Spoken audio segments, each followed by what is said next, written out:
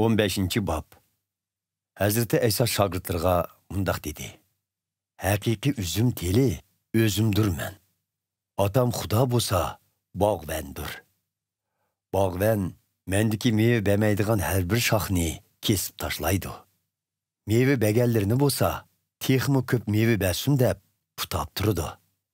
Sizlar putalgan shoxlarga o'xshash bo'lib, men sizlarga yetkazgan so'zlar orqali alliburun pok bo'ldinglar.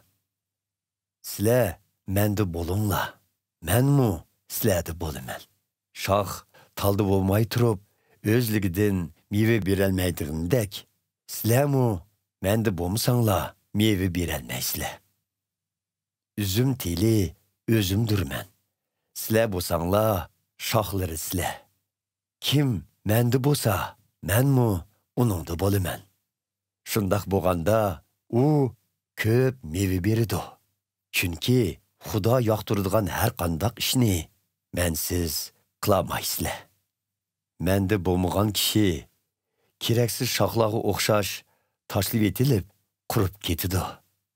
Bundaq shoxlar yig'ib o'tqa tashlanadi. Sizlar menda bo'lsanglar va so'zlarim sizlarda saqlansa, nemini talab qilsanglar, shuningga erishsizlar.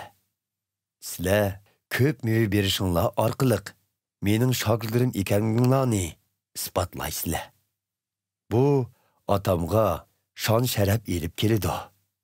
Atam meni so'yganidek, menmu sizlarni so'ydim. Mening mehr muhabbatimda bo'linglar. Agar amirlarimga amal qilsanglar, xuddi men atamning amirlariga amal qilgan va hamisha uning mehr muhabbatida bo'lganimdek, sizlarmu hamisha mening mehr muhabbatimda bo'lasizlar. Bularni sizlarga xushalligimdan bahramon bo'lsin va xushalligi to'lib toshsin deb aytdim. Mening amrim shuki, men sizlarga mehr muhabbat ko'rsatgandek, sizlarmu bir-biringlarga mehr muhabbat ko'rsatinglar.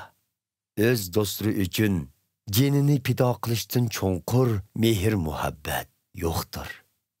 Sizlarga buyurgan amirlarimni ado qilsanglar, mening do'stlarim bo'lasizlar. Endi sizlarni chakar demayman.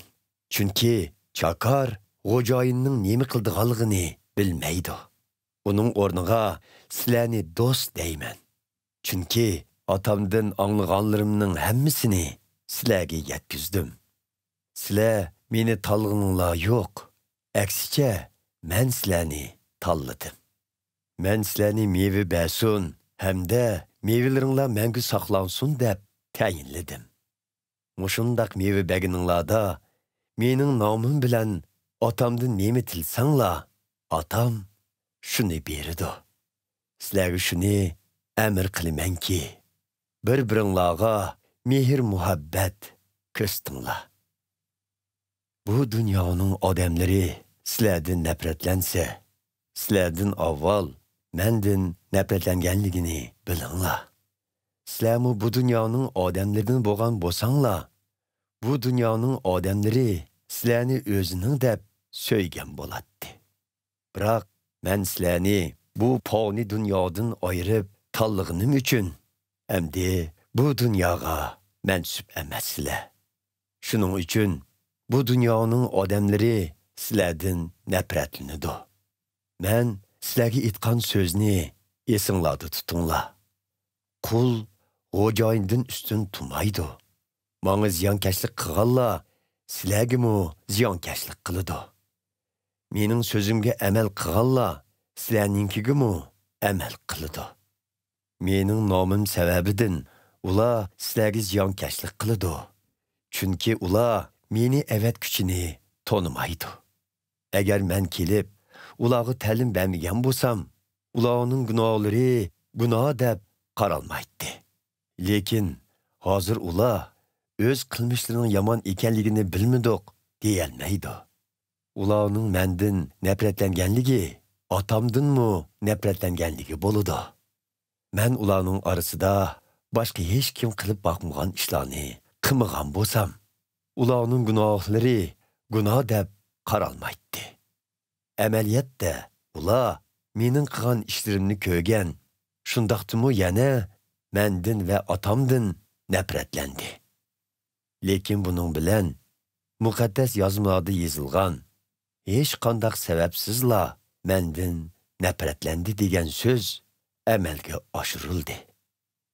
Men sizlarga otamning yenidan yordamchi, ya'ni haqiqatga boshlig'uchi muqaddas ruhni avatman.